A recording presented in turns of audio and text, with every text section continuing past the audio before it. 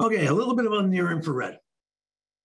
So when I first started trying to pitch this technology up here in Canada, and you're trying to tell people, we're going to make measurements in your crude oil or your plant condensate that's dark and dirty, and we're going to make measurements by shooting a beam of light through it. People would always, pretty much say, well, are you kidding me? Have you seen our product? You're not getting a beam of light through it. Crude oil or even a condi, this is a heavy condensate, it's dark, it's black. And so people go, you're not getting light through my sample. And the thing about these is it's dark because it absorbs all the visible light. So what we're showing over here, indicating over here, is how much the light gets taken away or absorbed.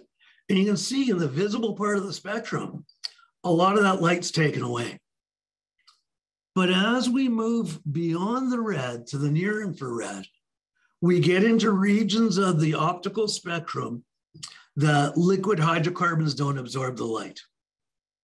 And so we start to run into an area where there's very little absorption. And then we get out to around here, which is about 1600 nanometers. And the hydrocarbons start to absorb again. But they absorb with a characteristic pattern, a pattern that's different for each one of the hydrocarbons. And we can use the shape of that absorption band to give us information on which hydrocarbons are there. And we can use how much light gets absorbed to give us information on how much of those hydrocarbons are there. So we can make both qualitative identification of what's going on there and quantitative measurements of how much of them. And the how much might be how much of an individual chemical or of a certain group of chemicals or of something like a physical property like vapor pressure. So this has been around for a long time. The first infrared spectrometers were probably implemented in the process infrared spectrometers are probably implemented in the 50s. Full spectrum analysis with FTNIRs was being done in the 80s. And refineries still use a lot of those devices. But the thing about a lot of those devices were that they had a certain group of failings. The light sources weren't always that reliable. They had moving parts. They needed a lot of maintenance. They weren't necessarily suitable for putting out at some place like Fox Creek. Great for putting into a big refinery, but someplace where there wasn't going to be a service instrumentation people there to maintain them became a lot more difficult. So when JP3 started to look at this and try to build this as being a more widely applicable technology, there was a few things that had to be considered. And one was to try to find a better way to actually do the spectroscopy. And in the last, few decades, we've had huge changes in what's being done in telecommunications and with telecommunication and diode type lasers. And so part of that has led to these telecommunications-based technology spectrometers. Spectrometer on a chip, some people refer to it as, but built as solid state devices, integrated the same way we do integrated circuits and laser chip designs for telecommunications. These can become a very reliable way of making a very repeatable spectrometer over and over and over again. Small, easier to temperature stabilize, no moving parts, and it's a laser-based device. They're very bright. So when people would say, well, how do you get a beam of light through crude oil? One of the things that helps a lot is use a really bright light. So the lasers are bright. They're monochromatic. They send out only one wavelength of light. That's really good for us when we're trying to do spectroscopy because we want to know exactly what wavelength we're measuring at. And they've been designed to be very reliable, robust, repeatable devices. The telecom industry had a certain set of requirements. These can be put outside where it's really cold, that I can mount them underneath an ocean and they're not going to need maintenance. So one of the enabling technologies that has really brought what JP3 has done together is the implementation of this particular type of spectrometer that was never designed for hydrocarbon analysis, was designed for a bunch of other applications, but taking and saying, I'm going to apply this powerful device to these measurements that I want to do, whether it's in oil and gas production, midstream operations, or downstream operations. So when we talk about doing near-infrared spectroscopy, we like to give you an idea of what do we see. So the laser, the x-axis of this is we're shooting light from 1350 to 1800 nanometers. And I'm showing the spectra of two different chemical compounds, top and bottom. So the animated changes automatically. So you see I went from an NGL to a butane, from a propane to an isobutane, and you see the differences in the shape of the spectra. And that's the information that we can use to try to identify what chemicals are there. Now, if it was just an individual chemical like isobutane, with a little bit of training by eye, you could pretty much look at the spectrum and go, oh, that's an isobutane spectrum. By eye, I can separate propane, N-butane, I-butane. Where it becomes more complicated is when we have a lot of different chemicals present at the same time. And so when we start looking at things like deethanizer bottoms, condensate stabilizer bottoms, crude oils, there's a lot of different hydrocarbons there all at once. You can't see the individual features. And so what we end up having to think about doing is saying, well, is there a better way that I can, quote unquote, look at the spectra and figure out what's there? And so one of the other important enabling technologies that has allowed us to bring this to field application is the changes that we've seen in how computing power and in things like pattern recognitions.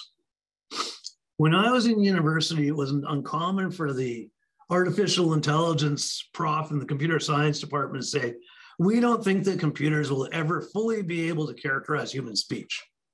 Kids' toys do it now. Our cell phone recognizes our fingerprint, our faces, all through these pattern recognition algorithms. And everybody talks about, how fast computers get faster and faster and faster every year. So we've got all this computational horsepower. We've got all these sophisticated algorithms out there. And so we take that now and we create a field that we refer to as chemometrics, which is it's Nate's on here and he's a chemometrician. It's kind of an art and a science of how do we take this data, this complex pattern data, and use it to pull out information about the chemistry of what's going on. So we apply that pattern analysis to something like those shapes of those spectra and use that to figure out what's going on in the chemistry, either chemical compositions or physical properties. What we want to do now is this enables us now to take that really great little spectrometer that has all these fantastic properties for us to do what we want to do spectroscopically. And now we take a set of refined computer algorithms and we start to take what we measured with the spectrometer, what we ran through those algorithms, and we can start to create information with that. Useful information. Things like, what's the vapor pressure of my sample? So both of those are big parts of what enabled this. But the other thing that had to be considered was how we're actually going to get samples. There's a lot of analyzers that we commonly use. Chromatographs, mass spectrometers, physical property analyzers like vapor pressure analyzers or viscometers. And all of them are fantastic devices. They work really well. A lot of them, almost all of them, were originally designed for laboratory type applications where they would have a clean sample that was at controlled sort of temperatures and pressures.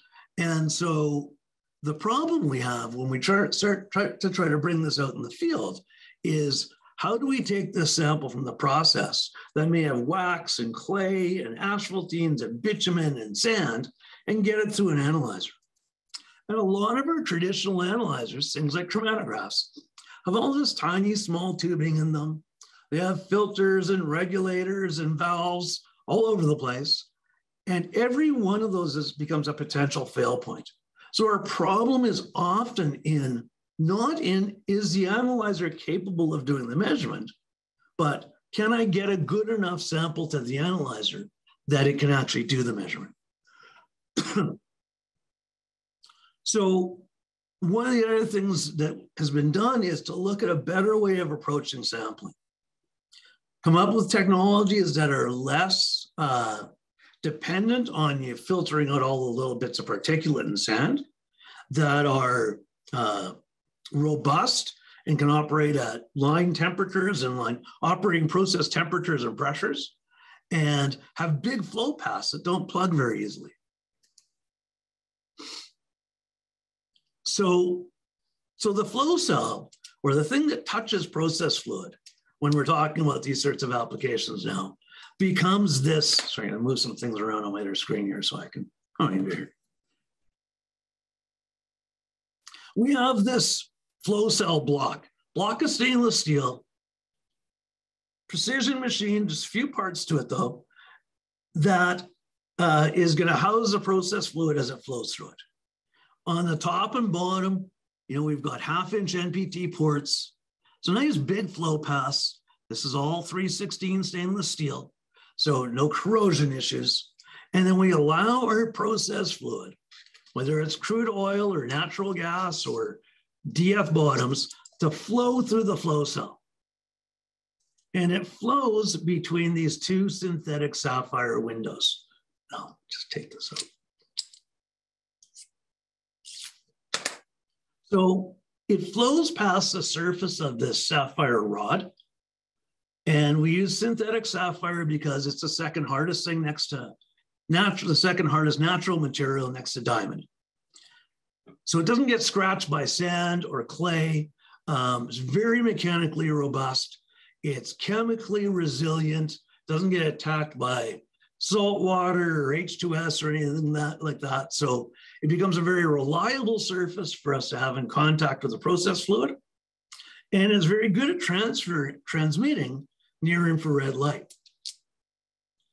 So we take that, we connect a fiber optic, shoot it through a lens to collimate it, shoot it through one of those sapphire rods. Process fluid is flowing in between them. The light goes through that process fluid. That's where all that spectroscopy stuff happens. Goes into the next sapphire rod, connects down to another lens at the other end, goes into a fiber. So the only thing that's touching process fluid, now all of our flow paths are nice large diameters, so they don't plug easy with sand and things like that. And the only materials that are touching the process fluid are 316 stainless steel and synthetic sapphire. So the detection head itself becomes very robust, let's say. And I should mention, I suppose, again, for my Canadian friends, CRN to 1500 PSI. So we can put it on a 600-pound ANSI class system and not have to worry about any kind of protection for pressure relief and things like that.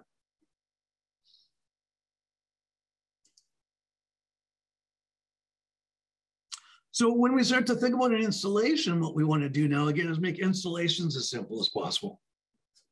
A couple of important things when we're trying to do process analysis is often speed of response. So we like to keep our sample transport lines short if possible. So that means mounting our cell as close as possible to the process. So what we do is we try to put that flow cell as near as we can to the process pipe or the process vessel we want to monitor. We find some source of differential pressure. Maybe it's a process pump, maybe it's an orifice plate, process filter, some place where we have a higher pressure inlet and a lower pressure return. It's going to drive natural flow through the system. We can, of course, put pumps in there, but we prefer not to because, again, pumps are maintenance items. We're going to minimize the maintenance and allow this to go into a remote installation. So now we get this fast response because we've got a short line, continuous flow through the flow cell.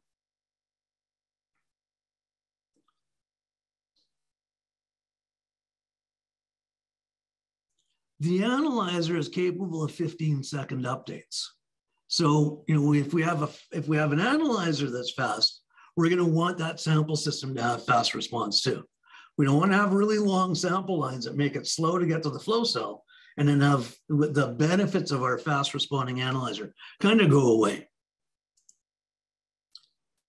So the beauty of this now is that all of the process fluid stays at that flow cell.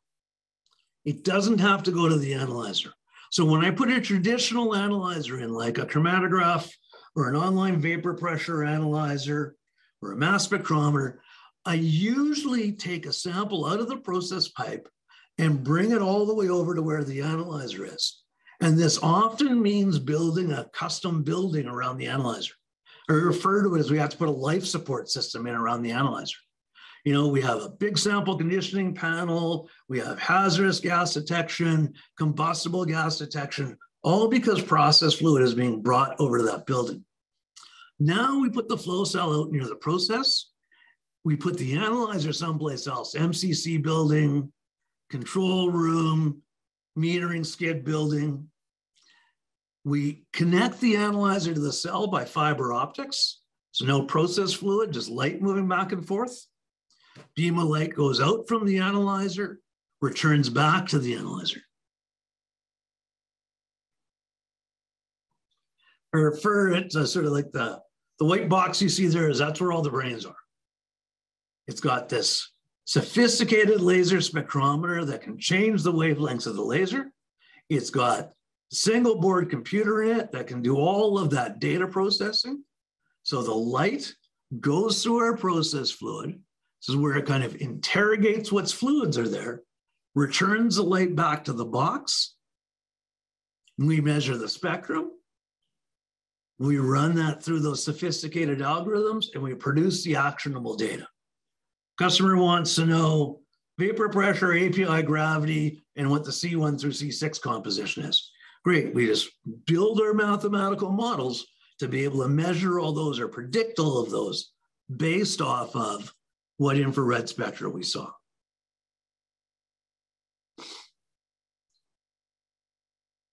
Three flavors I'll just mention. There's a single stream analyzer. So if I was doing a crude oil blending skid and all I wanted to know was what's the vapor pressure of the crude oil that's going out of my skid, I only have one measurement point. I only need a one stream analyzer. I can measure more than one physical property at that measurement point, but I can only measure it at one physical space. There's a four stream version. So if I was in a gas plant, I might say, well, I want to measure over here at my deethanizer, but I also want to measure over here at my stabilizer. Physically different places in the plant. I would put two flow cells in, one at each of the two places, one set of fibers going over that deethanizer. Now I add a second set of fibers and I bring my laser out over to the stabilizer and make a measurement over there. And if I had a debutanizer, I might also want to do my debut overheads and my debut bottoms. So I can measure at multiple different sample points throughout the facility. And then there's also an 8-stream version as well. Bigger plants, multiple trains. Now we can support up to eight measurement points. Again, we try to avoid things like pumps, filters, things that are likely going to require maintenance or plug. So installation diagrams start to look quite easy as well. We have a sample supply point. We bring fluid out. We'll flow past something like a inline flow meter or a flow switch to know we have flow to the cell. Flow through the cell, return back to process. put temperature and pressures on transmitters on there so we can monitor process fluid temperatures and pressures. In Canada, we tend to put this in a box. In the US, they'll mount this right outside. In Canada, because it gets to minus 40, 45 specs, we'll often say, well, we're going to put this inside of a heated enclosure because we don't want to obviously have anything freeze up in there. And also some of the components aren't necessarily rated for those lower temperatures. The analyzer can go someplace else like an MCC building. It's rated class 1 div 2. So we just need a class 1 div 2 space, send the fibers out, bring wires back from the transmitters, but keep that analyzer away from being right up close to the process or from requiring a specific and often expensive analyzer building. So one of the first installations we did in Canada on a crude oil blending skid.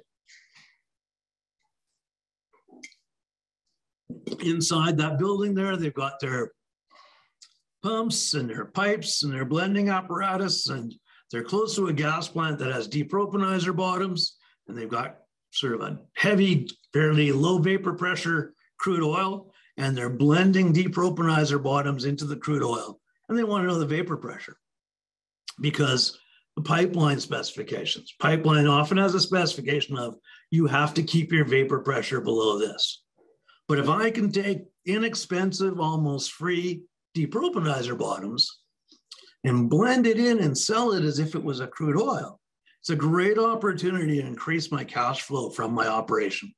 So the reason we do this is because we can optimize product quality parameters such that we can make the maximum amount of revenue without going off specification. So when we look at this, there's virtually no sample system to it. We don't have to do any kind of fluid recoveries. And we get, again, 15-second updates, real-time actionable data. If you look in the box, it's very similar to that P and ID I showed. You see we have an isolation valve. The yellow device there is a flow switch. We flow past that flow switch up through the JP3 flow cell. The flow cell is a part that has the 2 white boxes on either side. They're just there to protect the fibers. Temperature and pressure transmitters above it, return back to process. A few bells and whistles added into there, low point drains, thermal relief valve in case somebody closes the valves, etc. But it's a very simple installation. It's crude oil blending. This unit was running for 9 months and we never heard anything from them. We were wondering, are they actually looking at the data? And then we got a phone call on a Sunday saying, we just lost Modbus communication with the analyzer. We don't blend if the analyzer is not running. So could you help us out? So, very low maintenance, even on these difficult type applications.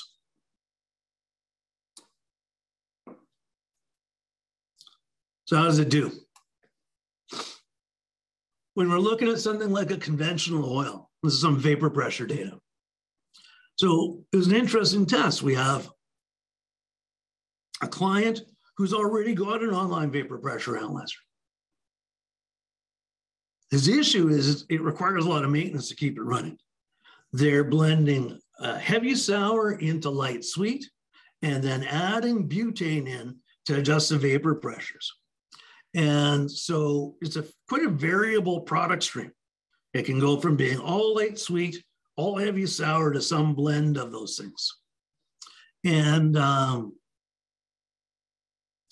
they had an online traditional vapor pressure analyzer, moving piston.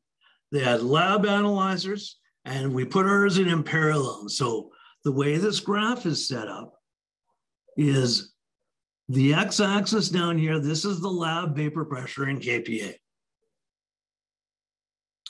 The y-axis is the online analyzers. And what we've done is we've shown the one from the more traditional vapor pressure analyzer in blue, the results from the near infrared spectrometer in orange. Some people wonder, why did you make the dots so big? And it's to try to show that, that's kind of a plus or minus 1 kPa around that dot. Because there's some repeatability. I mean, when you actually look at the D6377 spec for vapor pressure, it says it's going to be plus or minus 2.3 kPa. That's 2 standard deviations. 1 kPa is about 1. So the dot size is just to represent that each one of those measurements has some inaccuracy to it. But when you look at the two, you can see that they both follow exactly the same trends. If we draw the best line through them, they differ by less than 1%. The online vapor pressure analyzer that was being calibrated every week, maintenance done on the pistons, was plus or minus 2 kPa compared to the lab. The JP3 near infrared was plus or minus 2.7 kPa compared to the lab. No maintenance, no calibrations done.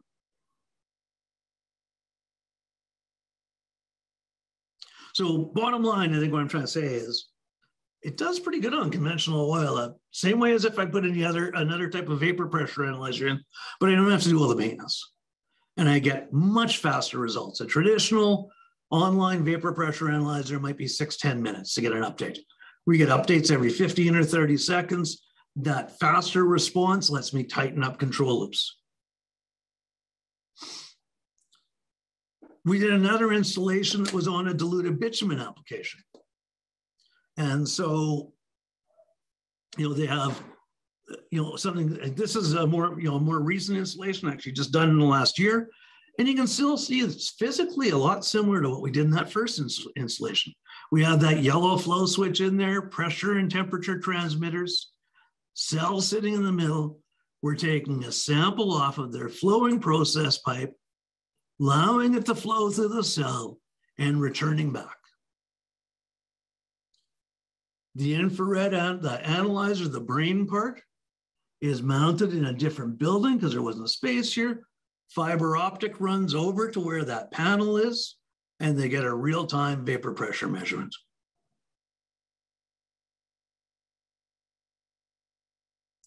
And for each of these applications, we'll build them a little custom user interface around kind of, what their application specifically is.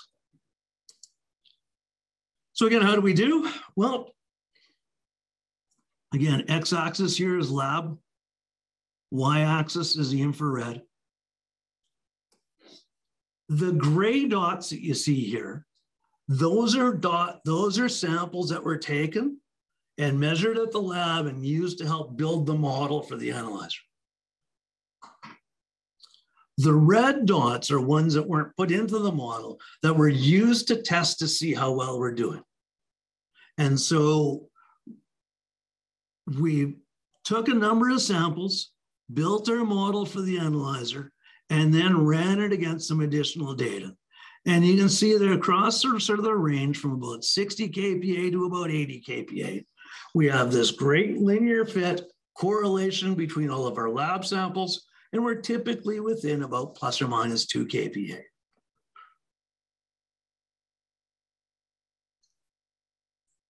So again, these are VPCR4 measurements being done by ASTM D6377. And what I just show you over here is sort of some of the actual numbers, the results. And again, you see that, there's one result that was plus 2 kPa, one that was about minus 2 kPa. But for the most part, we were typically within about 1 kPa when we compared the lab to the online analyzer.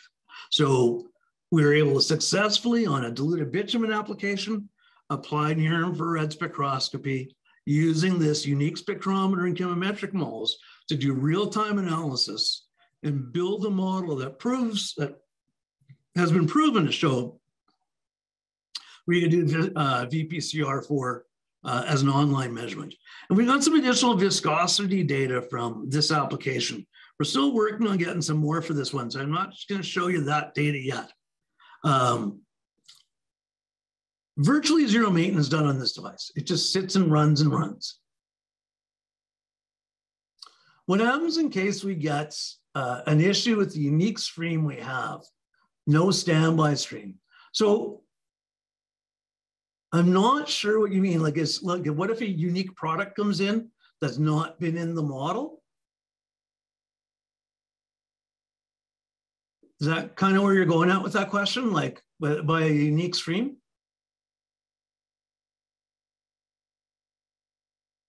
Let's see if he gets a chance to take back.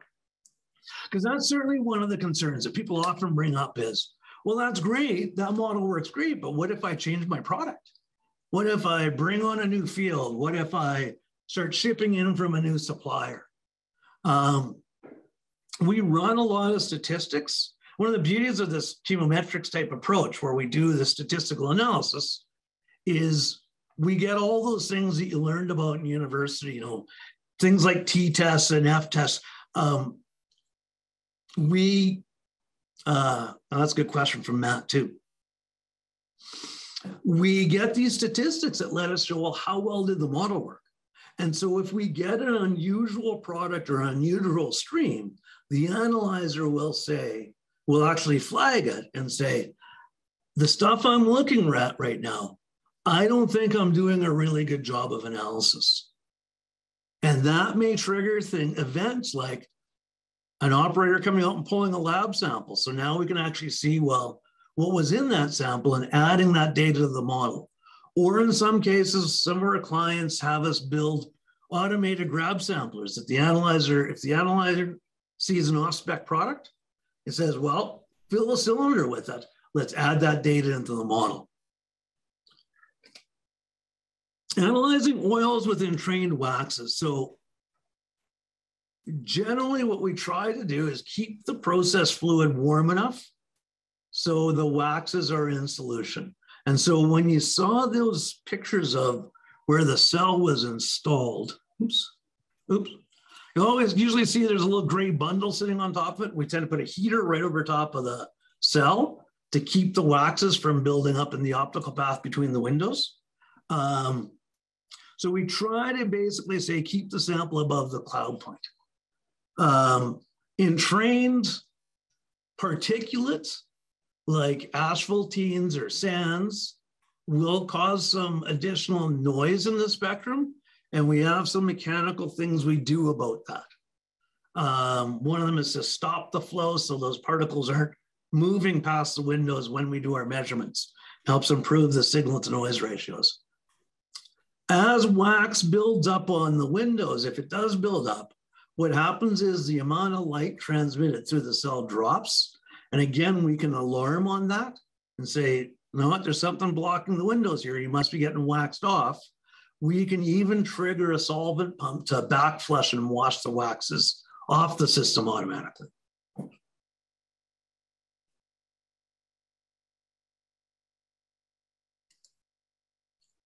So another parameter that's important to us is viscosity. Viscosity is a measure of how difficult it is to make fluids flow. It's really got more to do with shear stress and things like that. I mean, but it's what are the effect that we see. The reason we want to know it is it's really hard to pour peanut butter and it's pretty easy to pour a glass of water. And it's tough to push peanut butter through a pipe, easy to push water through a pipe. Highly viscous fluids have more resistance to flow when they flow down a pipe. And if we're trying to build an oil pipeline, we got to figure out how we're going to specify the size of our pumps. And so our pumping capacity, or how much energy we need to put in the pumps, is going to change if we try to push denser fluids and more viscous fluids. So we want to have a good understanding of what the fluid viscosity is. Especially now when you're dealing with things like the Canadian oil sands and bitumen. Bitumen, as it comes out of the ground, can have viscosities in the 100,000 centistokes to 1 million centistokes. The oil you put in your car might only be 10 centistokes. Compared to that, though, this bitumen it moves like asphalt. And so in order to get it to flow down a pipeline, what we often do is try to change its viscosity by adding something to dilute it, mixing in with something that flows more easily. So you'll often hear the term diluted bitumen or dilbit. And what we're referring to here is that we've taken a bitumen, an asphalt-like material, and dissolved a bunch of a lighter chemical like butane or natural gas condensates, pentanes, and hexanes into it to make it flow better. And so when we get to a pipeline operator, they will have a specification. They'll tell us, you need to be at, you have to have a viscosity, let's say, less than 350 centistows at XX, some temperature degrees C. And they might change that temperature depending on seasons, where they're going to put their specification at, seasonally or as they expect weather changes, because they want to make sure some are going to flow. Phil, you have a question in there. Yep. Yeah, I see that. Thanks, Grace. I'm going to stop. If I had a crude oil pumping station with 3 different oils that are blended together, should I perform calibrations for each blending combinations? I'm going to expect somebody, JP3, may jump in on this, but I think the way I would answer that is it would depend how different those crudes are. So we have the capability to build a model that we could have the capability to build a model that will cover all 3 different crudes and the blending for them, because maybe they're not really all that different. But if one was, let's say, a really light Bakken and the other one is diluted bitumen, you would use different models. The analyzer can automatically model switch. So it looks at the product and says, ooh, based on the shape of that spectrum, this is the model I want to use for it.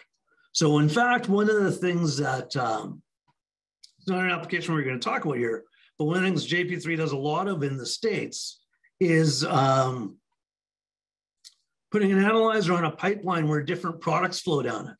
And they use the analyzer to say, okay, what's flowing right now is gasoline, what's flowing right now is diesel, what's flowing right now is jet fuel. But more importantly, they look at the transmix in between those two and say what's flowing right now is not on spec for gasoline, nor is it yet on spec for jet fuel. It's something that has to be put to a storage tank and reprocessed. And so you can have the analyzer set up to do multiple different fluids. Whether you need multiple different models depends how much different those fluids look from each other. How much data, grab samples and runtime on the analyzer typically required to tune the model? Depends a little bit, great question. Depends a little bit on the availability of the lab data. So by that, I mean, if we're doing a project, say, out at a gas plant or out at a remote blending skid, they probably don't have their own lab. So we're pulling samples, and then we have to get those into town, get them sent over to, say, Bureau Veritas. Bureau Veritas tells you got a week for getting results back. Then it comes back, and we can add more data to the model. So in those sorts of situations, we'll tell you that we're going to probably spend, 2 months coming back and forth to the plant to pull additional sample, because we want to see process variation too. It's no use to us to say, I'm going to pull 15 samples right now while this guy's running at 82 kPa, and then the only thing I know on a model is 82 kPa. We need to see some variation in process operations. So we like to get them spread out over time or have people purposely bump the process. So in a really good application, or like for example, the data I showed, the vapor pressure for that bitumen, we had a mobile lab on site and we were able to ask the client, while we're here, adjust the process operating conditions, purposely blend low on vapor pressure, purposely blend high on vapor pressure. Let us get data that covers the process range. And then we built those models within a couple of weeks. From Nielsen, limitations regarding the product's viscosity of the stream and the highest viscosity and temperature we could typically manage. The standard flow cell is CRN is for 1500 PSI and 107 degrees C. So that's with the standard cell, that's the highest temperature we can run. There's a high temperature version of the cell that can run higher. And I'm afraid I don't have the spec, but Jay-Z's on. He would tell me the spec right away. We can get you the spec right away. Or Nate. It's 350 degree F. 350 F, okay, so close to 200 C.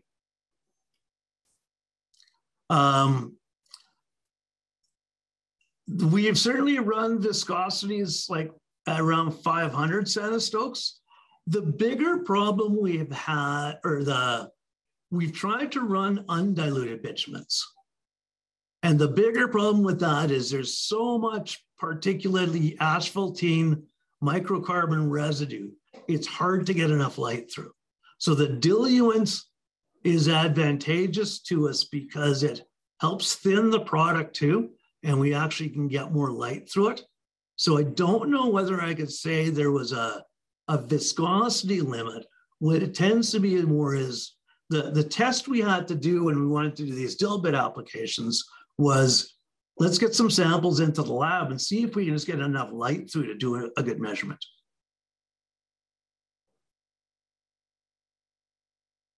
Cool. So when we're doing diluted bitumens, it's common to have dilution ratios to get to the viscosity we want.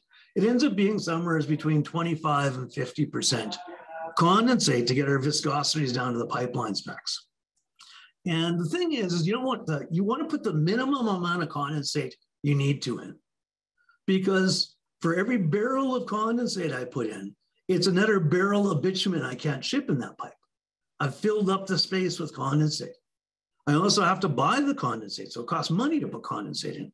So ideally, I'd like to use the minimum amount of condensate as I could. And if we go back and think about that vapor pressure piece, if I could use butane in place of my condensate, it's cheaper than condensate. So I can save on the money piece, and it's thinner. It probably dilutes it a bit better. But butane could potentially add too much vapor pressure. So I want to blend it with the product that's going to reduce my viscosity as good as possible with the minimum amount of volume, but not also push my vapor pressure off spec. So I have this, these constraints, if you like, around how I can blend. I know what my target specification is, and it may be a variable target, because the pipeline people might say, well, because it's going to be really cold, you have to be blending to be suitable for colder temperatures. So what's commonly done is people will put inline measurements onto the blending skid. And so they'll put an inline viscometer. And the issue with that is viscosity measurements are very temperature dependent. And so the pipeline spec might be, you have to be 350 centistokes at 15 degrees C. But the oil and bitumen that's running through your facility is at 30 degrees C. So your inline viscometer is doing the measurement at 30, but the number you need is at 15. And so all of a sudden now you have to find a way of saying, well, how can I measure at 25 one day, 30 the next day, but be able to predict what I'm going to be at 15?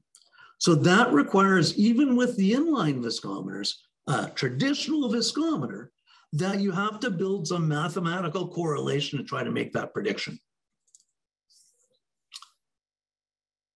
The other issue that can come up with inline viscometers is as we add condi or butane, one of the ways we try to test for how much asphaltene there is in the liquid is we add an aliphatic hydrocarbon like butane, and it makes the asphaltenes precipitate out. So by putting these types of moving parts or moving fork viscometers in a stream, you can, you can end up in a situation where you start to precipitate out asphaltenes in it. And since it's based on vibrations, all of a sudden it changes the mass on it. It changes the vibrational characteristics. Grace, can you catch that message from the folks at Atlanta? So while there have been traditional methods of doing it, and they work, again, they're fantastic instruments, there's potentially issues with them of how do I extrapolate to their temperatures, and are they affected by things that have been brought up here already? Wax, asphaltenes, contaminations. And so the data we use is actually some data from the US. JP3 was working with a facility where they're bringing in some heavier crudes, heavy sours, blending them with light sweets. And so they have a number of two different density profiles. They have different viscosities, and they got to look at how are they going to blend this and get to the required viscosity they were looking for.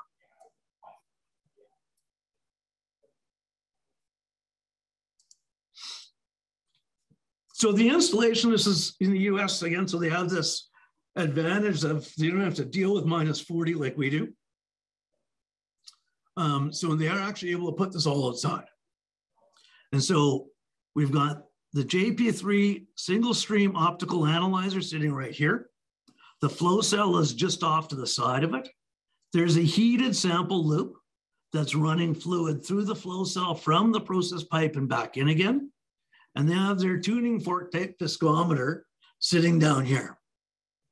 They also have a lab viscometer with them, a microvist, so they could pull samples, build the model for the JP3, and use that then to look at doing predictions of the vapor pressure. But again, you start to see, I think one of the things I like to stress is, just how simple some of these installations become for what, when we think about a lot of our more complex process analyzers like GCs and online vapor pressure analyzers, we often think of these complex sample systems all around them. This technology can be implemented with a minimum amount of sample conditioning, and it really makes for a lot better reliability and ease of install.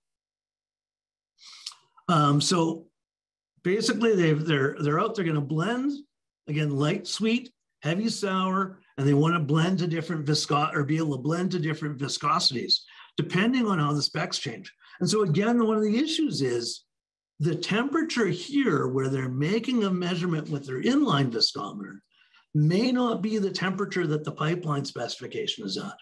So they need a way to extrapolate over to there. So when they run through and they run a number of samples and build their model again, we get a good correlation between the lab viscosities and the near infrared viscosities. Typically, there's about plus or minus 7 centistokes in there. With the lab viscometer, higher pressure, pressures, the cell in Canada is rated for up to 1,500 PSI, or it's about 100,000 kPa, 10,000 kPa. 100 kPa is 15 pounds, 10,000 kPa. So for the most part, you can run a full line pressure. So here's the cool thing and this is one of the things why I think that infrared spectroscopy is really a great way to start thinking about doing viscosities. When we get our lab data, it's usually done at 3 different temperatures, 10C, 20C, and 30C. We can build multiple different models. So we can take that lab data and the infrared data and build a model for 10C. Says, now I'm going to predict what the viscosity is at 10 degrees C, what 20 degrees C, and what 30 degrees C is, all based on individual models. And then if we want to know what's the viscosity at 14 degrees C, we can fit a curve to the 10, 20, 30 degrees C and make an estimate of that 14 degrees C number now. So it all can be done in that one analyzer, and we're continually updating the models for the 3 common viscosity temperatures that are used. So this allows us, because we usually oftentimes at the blending skids have higher temperatures than what the pipeline spec is. And so it allows us to keep everything running at a higher temperature where things flow nice. And we can build all of our models there. but extract and predict for your pipeline conditions. This is the viscosity numbers you want to get to. I'm right at 1 o'clock and a few slides left, but I'm finished up pretty quick.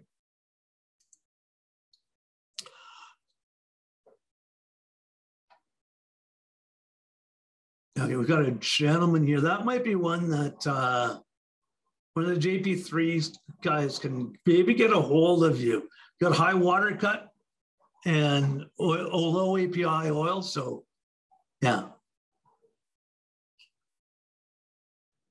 But there is a question about, yeah, we like to keep heat trace sample lines. We'd like to keep things, again, part of it is my Canadian bias. I just don't want anything to freeze in the wintertime. But also it's nice to always make sure we're staying above wax points and cloud points and fluids. And people will go, well, if it's flowing, it should be at process temperature. But the problem is if you have to stop flow for any reason, all of a sudden the whole thing can wax off.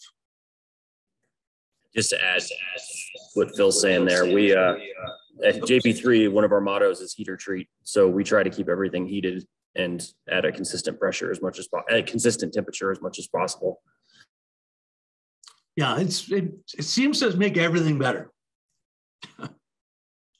So I think what we could see in a really advanced blending application, we could even see a situation where we use one multi-stream analyzer, and you're very welcome, Matt, thank you.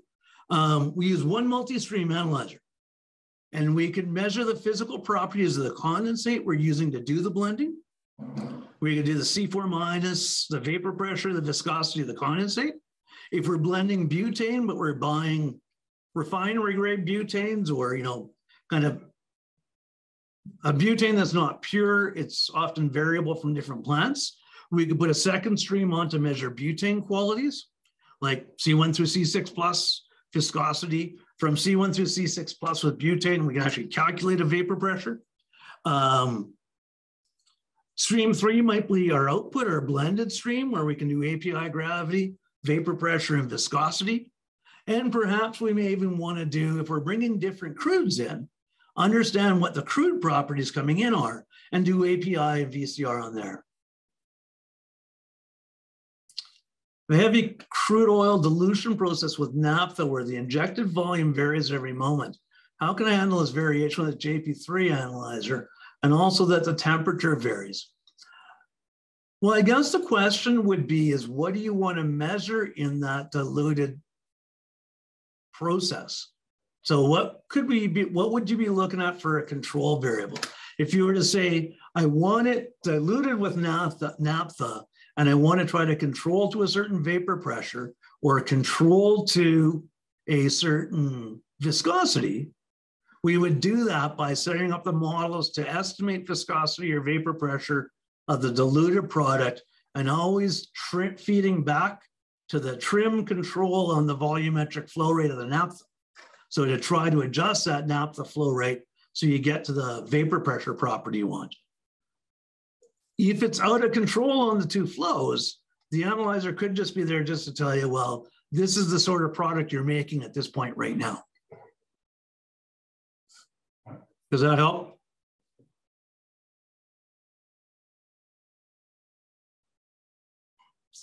Okay, let's see, we got a few people getting to jump out and leave, so I'm going to quickly finish up here. We are going to email you out also. There'll be, Jaden's recorded this presentation. It'll show up on YouTube. You'll get a link to the YouTube. We're emailing you out a copy of all the slides. Just quickly mention that for people who are using grab samples to do things, we'll do automated grab samplers to pull these high vapor pressure type samples. We put a PLC around it, control the whole sample process. We've used this with the JP3 analyzers to say, we see a product that looks like it's off spec, or we see a product that looks like it doesn't belong in our model, and pull a sample right then. We'll also do composite samples for your pipeline quality. If you want to report on a weekly or a monthly pipeline or composite sample, we'll do full composite samplers as well. This slide's a bit old. There's probably, I don't know, pushing closer to 300 installations in North America.